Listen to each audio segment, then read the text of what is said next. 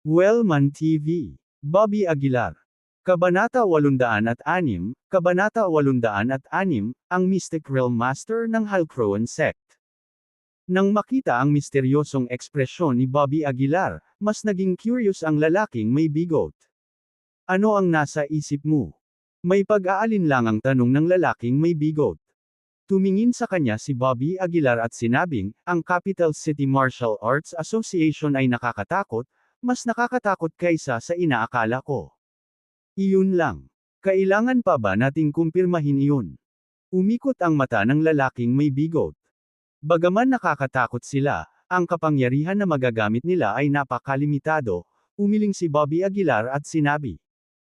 Kahit na hindi ko alam kung anong puwersa ang naglilimita sa kanila, nakakasigurado ako na talagang hindi nila magagamit ang Martial Saint.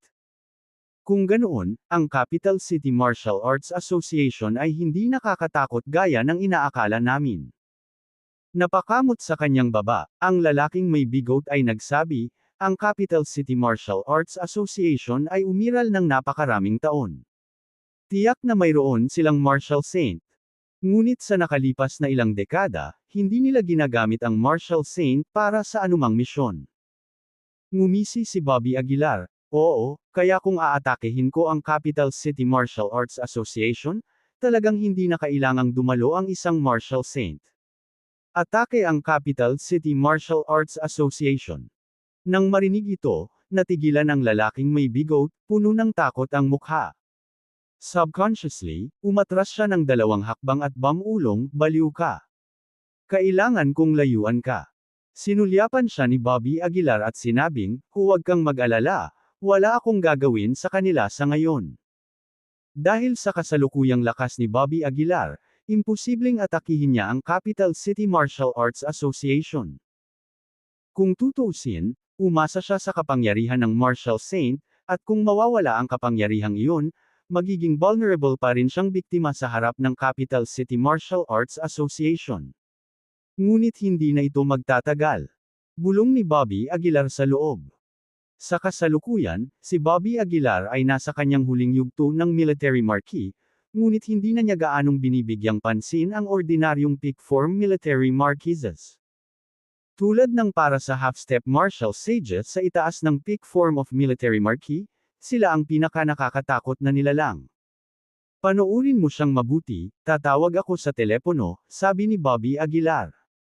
Tumayo siya at lumabas ng pinto, saka tinawagan ang numero ng telepono ni Rex Osborne.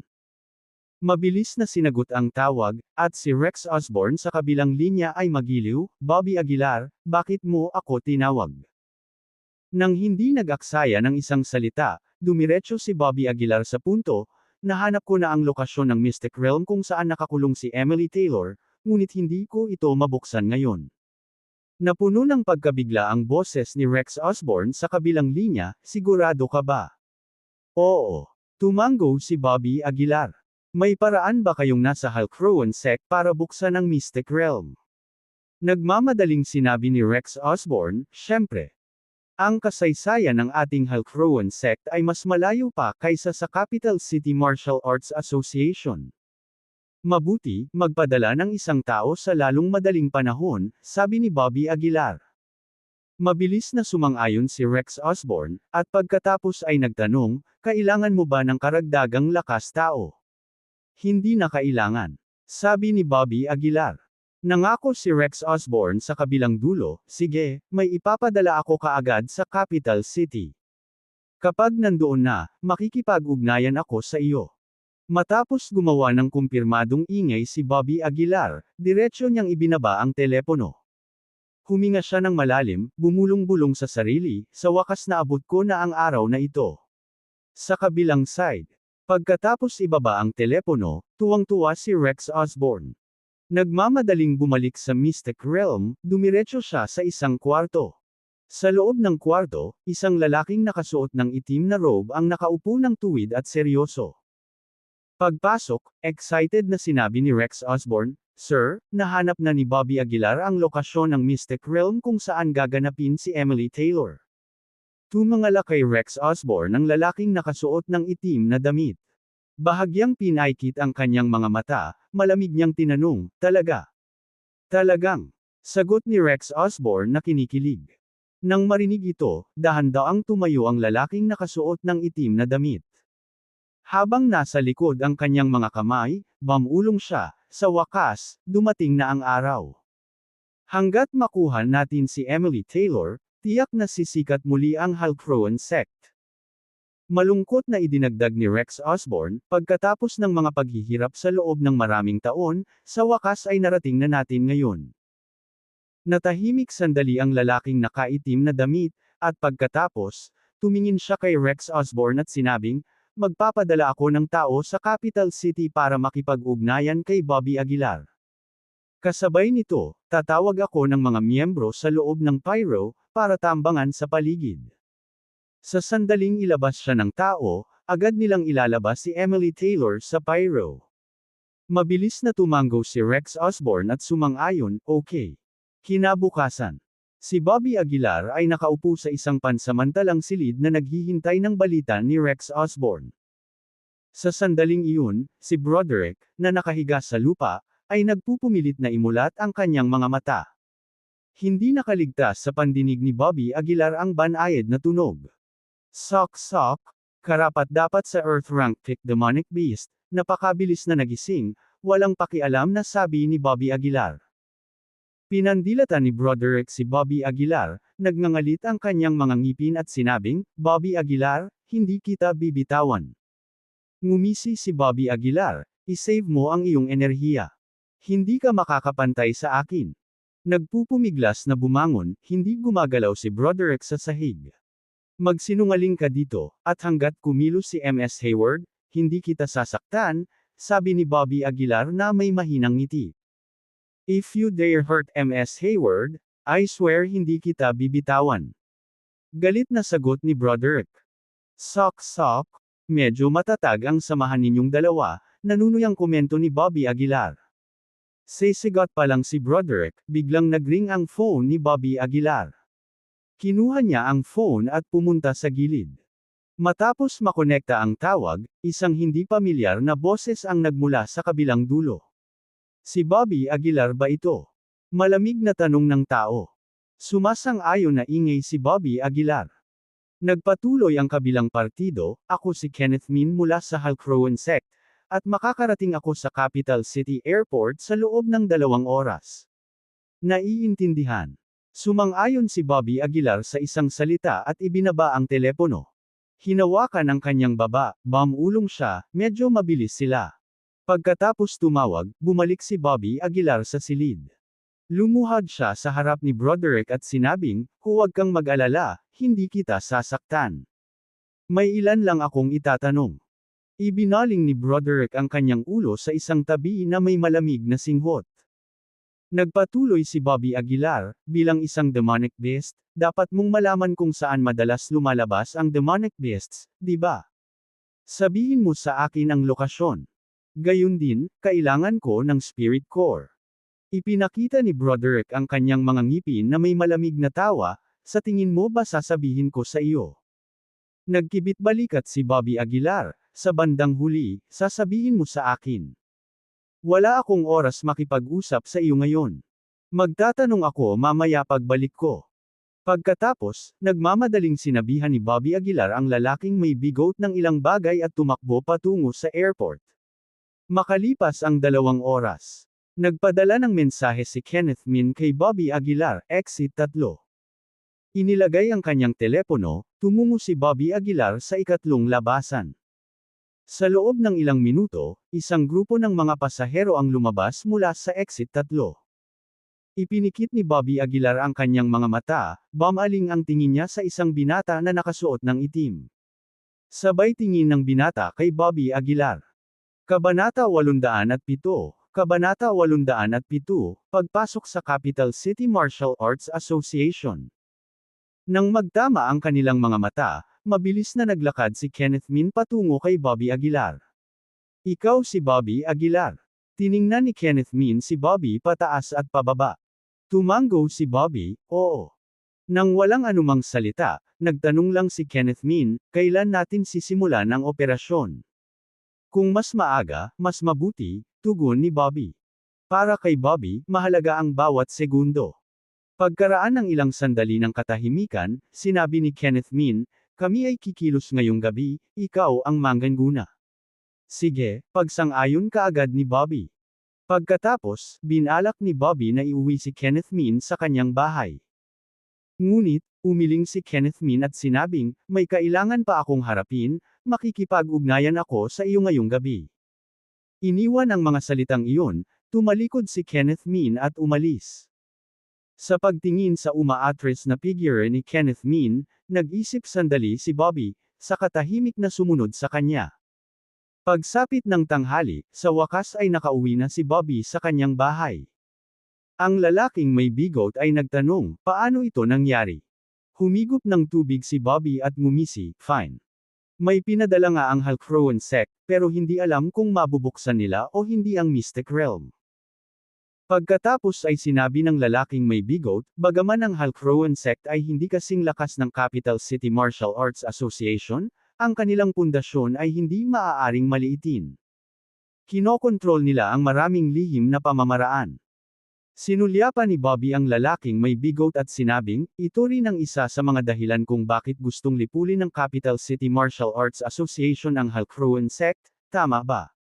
Hindi ko alam, umiling ang lalaking may bigot. Mayroon ba talagang tama o mali sa ganitong komplikadong mga bagay? Nanatiling tahimik si Bobby at hindi na nagsalita pa. Sa buong maghapon, nanatili si Bobby sa bahay habang hinihintay ang pagdating ni Kenneth Min. Nang gabi na, tinawagan ni Kenneth Min si Bobby. Sinabi niya sa telepono, mamayang alas 11, magkita-kita ka sa Capital City Martial Arts Association.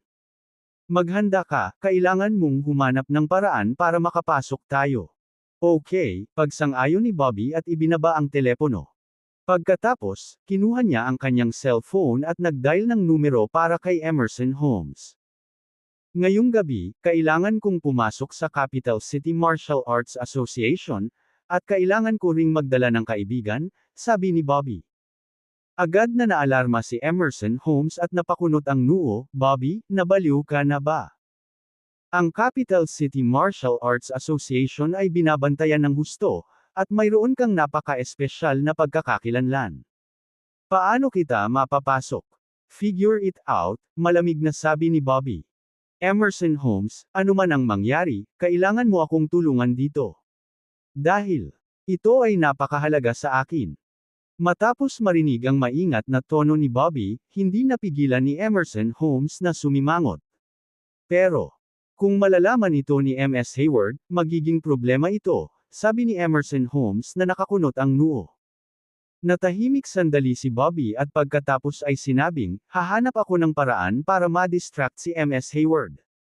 Fine, sa wakas, pumayag si Emerson Holmes na tumulong. Sa kasalukuyan, ang Capital City Martial Arts Association, maliban kay MS Hayward, walang kinatatakutan si Emerson Holmes. Pagkababa ng telepono, bahagyang pumikit si Bobby, naghihintay sa pagdating ng oras. Nilingan niya si Broderick at Bamulong, gusto mo bang mamatay si MS Hayward? Nang marinig ang tanong, biglang nagbago ang mukha ni Broderick. Tinitigan niya si Bobby at sinabing, kung maglakas loob kang saktan si MS Hayward, papatayin kita. Tinatrato ka ni MS Hayward na parang anak niya, at sa palagay ko ay matagal mo na siyang itinuring na ina, pag-iisip ni Bobby. Malamig na sumangot si Broderick at nagtanong, ano ba talaga ang gusto mong sabihin? Sabi ni Bobby, kung ayaw mong mamatay si MS Hayward, sabihin mo sa akin kung saan makakahanap ng spirit core. Of course, you can choose not to tell me, but in that case, I will kill MS Hayward. Biglang naging malamig ang boses ni Bobby. Isang pakikibaka ang sumilay sa mukha ni Broderick. Ayaw niyang sabihin kay Bobby, pero kung may nangyari kay MS Hayward, mas mabuting patay na siya. Maaari mong tingnan ang Three Island Sea, nag-aatubili na sabi ni Broderick. Tinapik ni Bobby ang ulo ni Broderick at sinabing, good. Iniwan ang mga salitang iyon, hinanap ni Bobby ang lalaking may bigot. Kasama niya, lumabas sila ng bahay, at sinabi ni Bobby, kailangan mo akong tulungan ngayong gabi. Ang lalaking may bigot ay sumimangot, ano ito? Mataimtim na sinabi ni Bobby, sa 10:00 ng gabi, dalhin si Broderick sa labas ng capital city at ibigay siya kay Ms. Hayward. Tandaan, kailangan mong humanap ng paraan para magtagal, habang tumatagal, mas mabuti, bilin ni Bobby. Napakamot ng ulo ang lalaking may bigote, bakit? Wala nang tanong, sabi ni Bobby. Matapos ayusin ang lahat ay nagpakawala ng mahabang buntong hininga si Bobby. Hindi niya napigil ang maglabas ng sigarilyo at ilagay ito sa kanyang bibig. Sa wakas, dumating na ang araw, bulong ni Bobby sa sarili. Ginampanan ni Broderick, Ms. Hayward, at ang Halcrowan sect ang kanilang mga tungkulin. Magagawa na ang plano ni Bobby. 9:00 ng gabi. Maagang umalis ng bahay ang lalaking may bigote kasama si Broderick, patungo sa isang lugar na tinatawag na Swallow City sa labas ng capital city. 10:00, nilabas ni Bobby ang kanyang phone at tinawagan si Ms. Hayward. Mabilis na sinagot ang tawag, at dumiretso si Bobby sa punto, Ms. Hayward, gusto mo pa bang makita si Broderick? Nang marinig ang mga salitang iyon, ang boses ni Ms. Hayward ay parang balisa. Ano ang gusto mong gawin? Naiinip na tanong ni Ms. Hayward. Tumawa si Bobby, huwag kang matakot. May magandang balita ako. Kung gusto mo pang makita si Broderick, pumunta ka sa Swallow City sa capital city mamayang 11:00. May naghihintay sa iyo doon. Swallow City. Nanliit ang mga mag-aaral ni Ms. Hayward, at malamig at nag-aatubili niyang sinabi, Bobby, mas mabuting huwag kang magsisinungaling sa akin. Maniwala ka man o hindi, ikaw ang bahala, sabi ni Bobby. Nang walang pag-aalinlangan, direktang ibinaba ni Bobby ang telepono, walang pag-aalinlangan. Samantala, sinubukan ni Ms. Hayward na tawagan si Bobby, ngunit hindi siya sumasagot. Dahil sinadya ni Bobby na lumikha ng pakiramdam ng pagkabalisa para kay Ms. Hayward, napinilit siyang pumunta sa Swallow City sa lalong madaling panahon. Lahat ay nangyari tulad ng inaasahan ni Bobby. Pagkatapos tumawag, nagmadaling pumunta si Ms. Hayward sa Swallow City. 11:00 ng gabi. Si Bobby ay lumitaw sa oras sa Swallow City. Suot pa rin niya ang sombrerong regalo ni Ms. Hayward sa kanyang ulo. Si Kenneth Min naman ay nakarating na siya sa malapit. Nang makita si Bobby, mabilis na lumapit si Kenneth Min sa kanya. Nakaayos na ang lahat, di ba? Malamig na tanong niya. Tumango si Bobby, oo, huwag lang gumawa ng anumang gulo. Sa pag-uusap, tahimik na inilabas ni Bobby ang kanyang banal na sentido at iniskan ang paligid. Ramdam ang mahinang pagbabago-bago ng enerhiya sa kanilang paligid, isang malamig na ngiti ang nabuo sa gilid ng bibig ni Bobby. Noon lang, lumabas si Emerson Holmes sa Capital City Martial Arts Association. Nang makita si Emerson, mabilis na naglakad si Bobby papunta sa kanya. Bobby, sino ang taong ito? Nang makita si Kenneth Min sa tabi ni Bobby, agad na sumilay ang pangamba sa mukha ni Emerson Holmes. Sumulyap si Bobby kay Kenneth Min at mahinahong sinabi, huwag kang mag-alala, hindi siya maglalabas ng anumang impormasyon. Kabanata 808, Kabanata 808, Pagpasok sa Mystic Realm. Hinayla ni Emerson Holmes si Bobby Aguilar sa isang tabi at malamig na sinabi, Bobby Aguilar, hindi ko alam kung sino siya, ngunit hindi ko siya mapagkakatiwalaan. Kung nalaman ng Capital City Martial Arts Association ang tungkol sa ating mga pakikipag-ugnayan, mas alam mo ang mga kahihinatnan kaysa sa akin. Tinapik ni Bobby Aguilar ang balikat ni Emerson, ngumiti ng mahina, at sinabing, sabi ko ayos lang, kaya dapat okay lang, huwag kang mag-alala. Bagamat ayaw ni Emerson, wala siyang choice kundi ituloy ang plano. Mabuti na lang at napaalis ko na ang mga tao, naisip ni Emerson sa sarili. Pagkatapos, tumingin si Emerson kay Kenneth Min at malamig na sinabi, sundin ang utos ko pagkatapos makapasok sa Mystic Realm. Walang ekspresyong sagot ni Kenneth, naiintindihan. Matapos bigkasan ng pangungusap na ito, pinangunahan ni Emerson sina Bobby Aguilar at Kenneth Min patungo sa Capital City Martial Arts Association. Sa gabi, ang Capital City Martial Arts Association ay sobrang tahimik. Karaniwan, may mga bantay, ngunit ngayong gabi ay walang tao sa paligid. Halata namang naghanda si Emerson. Matapos dumaan sa lobby, huminto si Emerson. Bobby Aguilar, hindi na kita madadala pa, sabi ni Emerson. Tumango si Bobby Aguilar at sinabing, okay. Pagkatapos, itinaas ni Emerson ang palad at hinampas ang tuktok ng ulo. Sa sampal na ito, agad na nahimete si Emerson. Masyado kang maingat, bulong ni Bobby Aguilar, nakita ang sitwasyon. Pagkatapos, pinangunahan ni Bobby Aguilar si Kenneth Min na magpatuloy. Walang harang ang daan, at mabilis na nakarating ang dalawa sa pasukan ng Mystic Realm. Itinuro ni Bobby Aguilar at sinabing, ito na. Bahagyang tumango si Kenneth. Humakbang siya, itinaas ang palad, at dahan daw ang ginalugad na parang hinahanap ang kinalalagyan ng lihim na kaharian.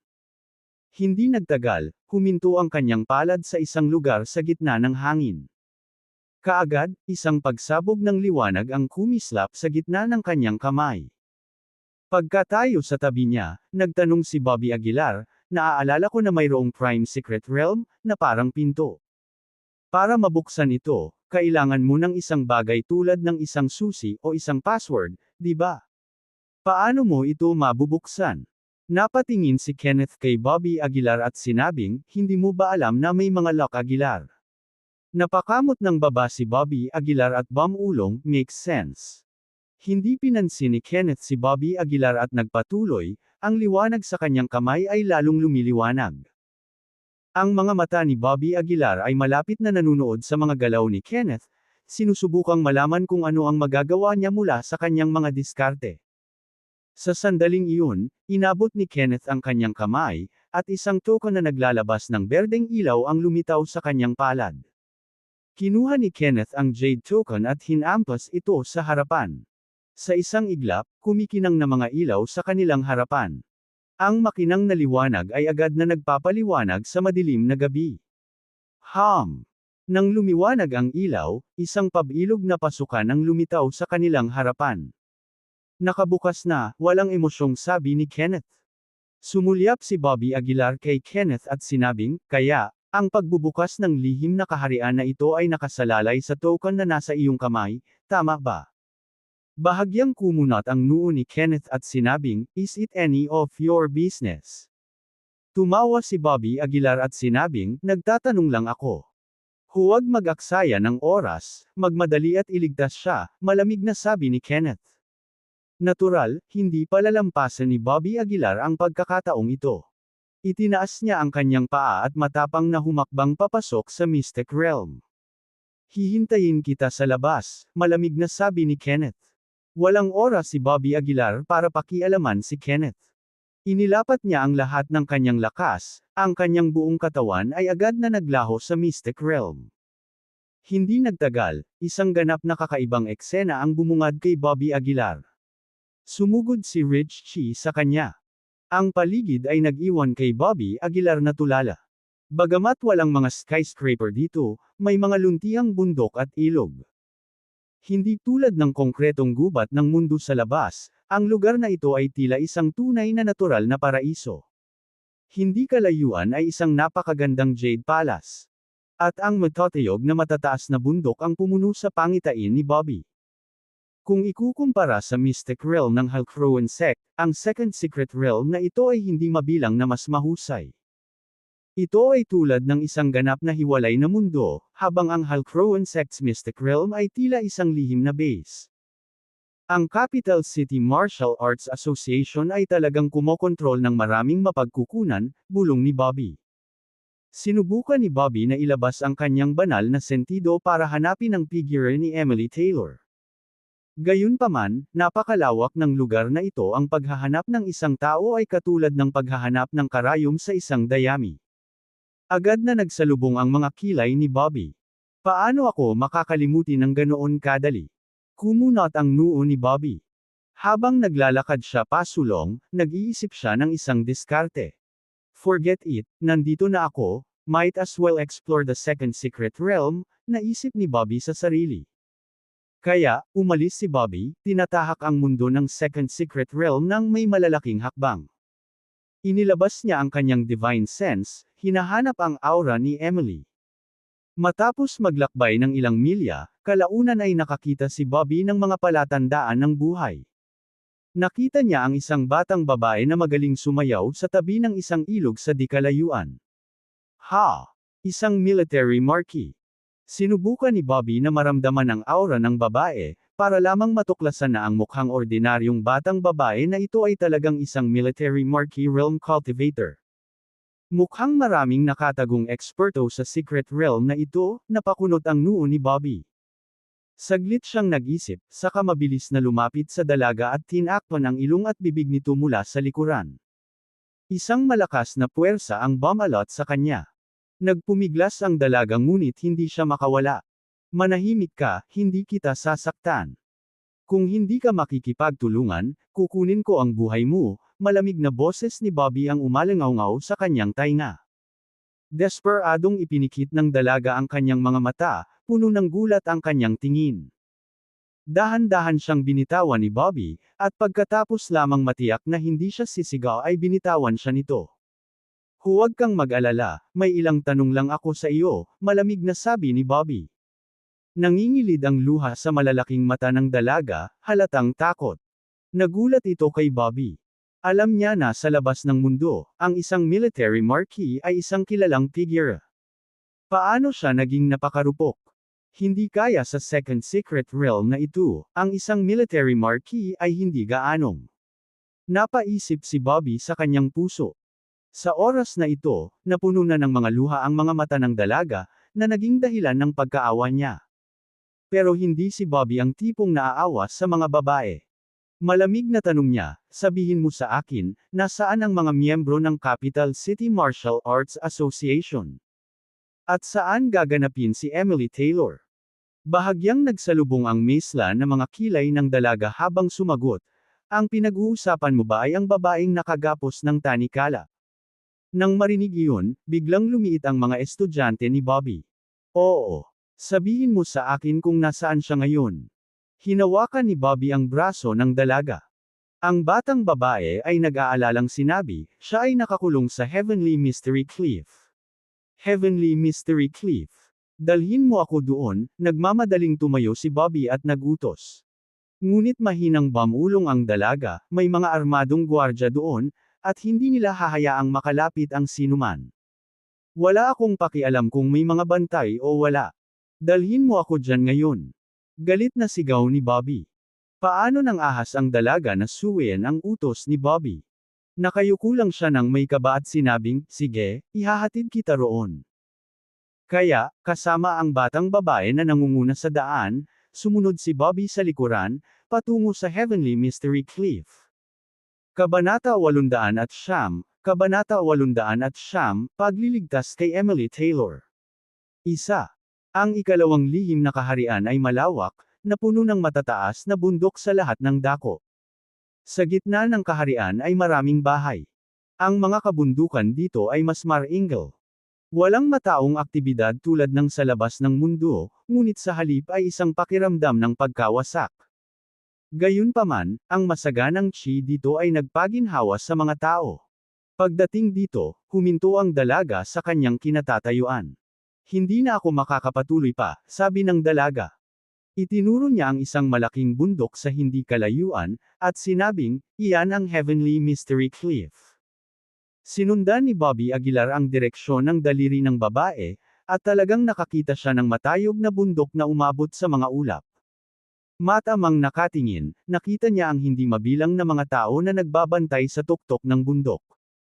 At sa pinakagitna ng tuktok, isang batang babae ang nakatali sa isang haligi. Ang kanyang katawan ay natatakpan ng mga sugat at sugat, na mukhang mahina. Ang babaeng iyon ay hindi basta-basta. Si Emily Taylor iyon. Emily. Malaki ang pagbabago sa mukha ni Bobby, at sa isang iglap ay sumambulat ang kanyang aura. Mag-iingat ka, huwag nilang hayaang matuklasan tayo, baka mapatay tayo, nagmamadaling pinigilan ng dalaga si Bobby. Matiim na tumitig si Bobby, ang kanyang tingin ay nakatuon sa tuktok ng bundok. Tinalikuran niya ang babae, kinagat ang kanyang mga ngipin at sinabing, papatayin ko silang lahat, silang lahat. Hindi na napigilan ang pagpatay na layunin ni Bobby sa sandaling ito. Sumugod siya patungo sa Heavenly Mystery Cliff sa napakabilis na bilis.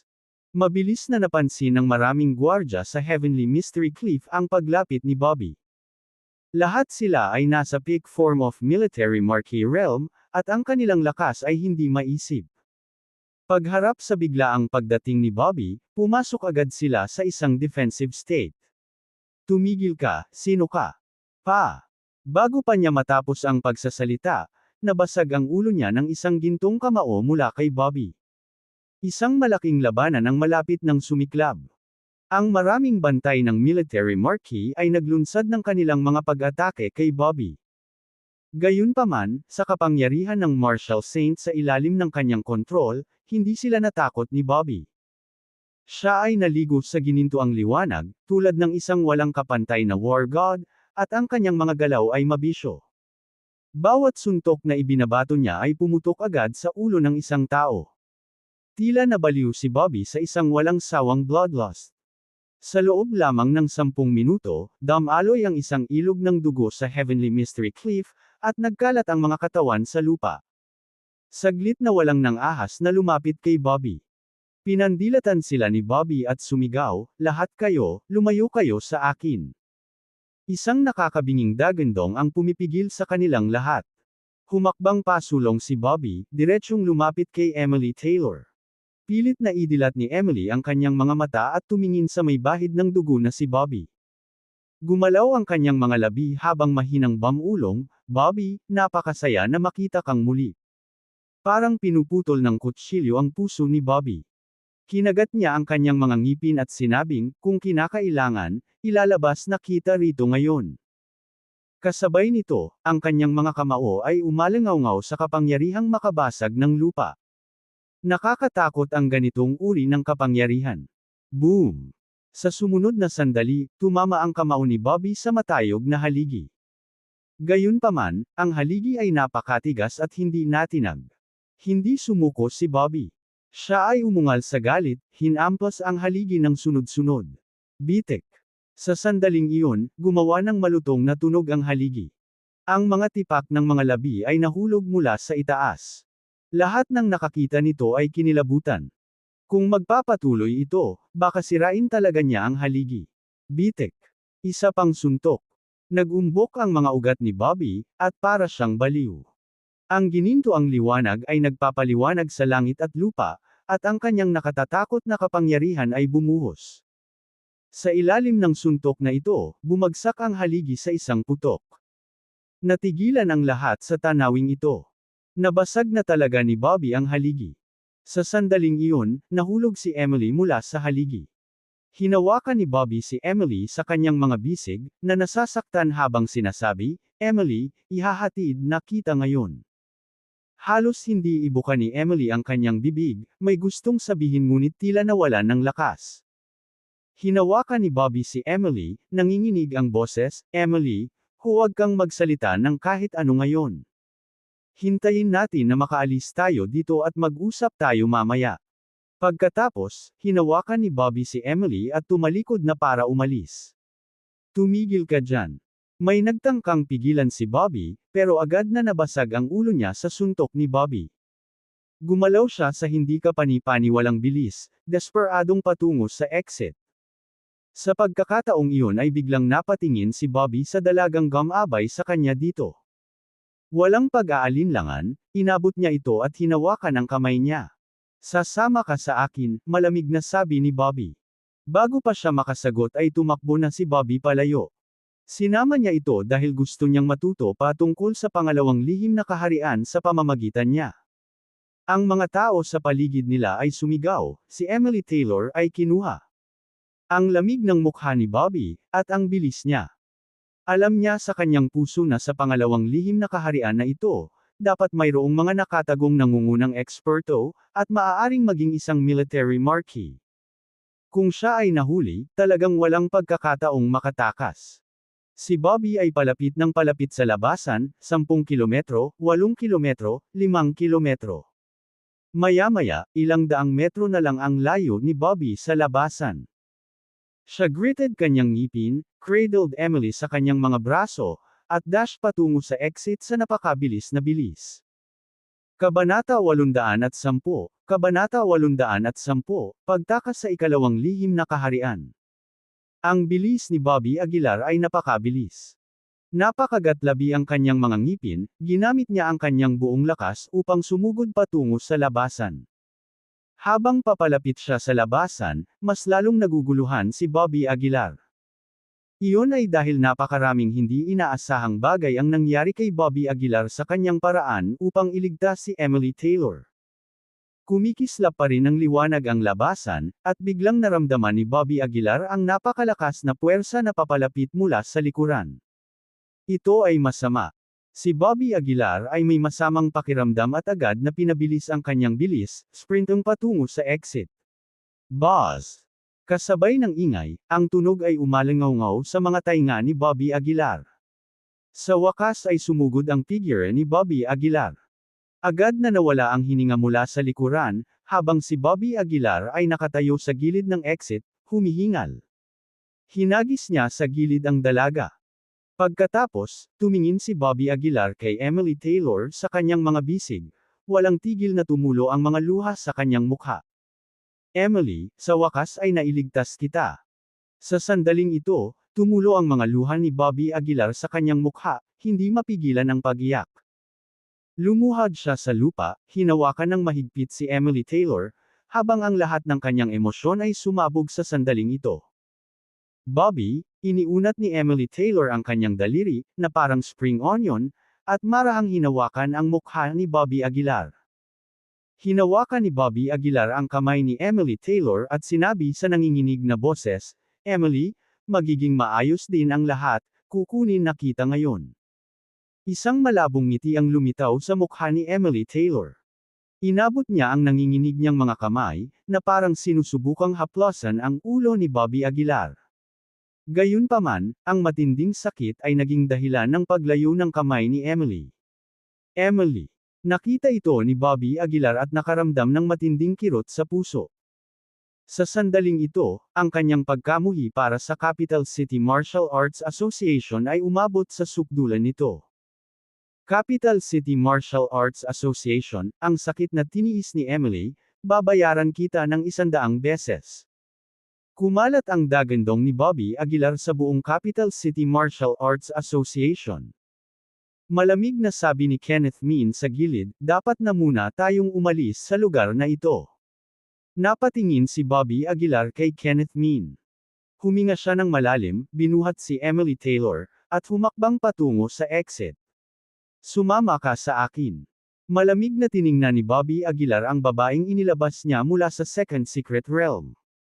Hindi na naglakas loob ang dalaga at sumunod na lang sa likod ni Bobby Aguilar. Naglakad silang tatlo patungo sa entrance ng Capital City Martial Arts Association. Sa oras na ito, ang chi sa mga bisig ni Emily Taylor ay napakahina. Mabilis na inilipat ni Bobby Aguilar ang chi sa kanya. Sa wakas nakarating na sila sa entrance. Sabay na huminto sina Bobby Aguilar at Kenneth Min. Si Kenneth Min ay malamig na tumingin kay Bobby Aguilar, na ang mga mata ay naglalaman din ng isang pagpatay na layunin. Bobby Aguilar, isasama natin ang mga tao.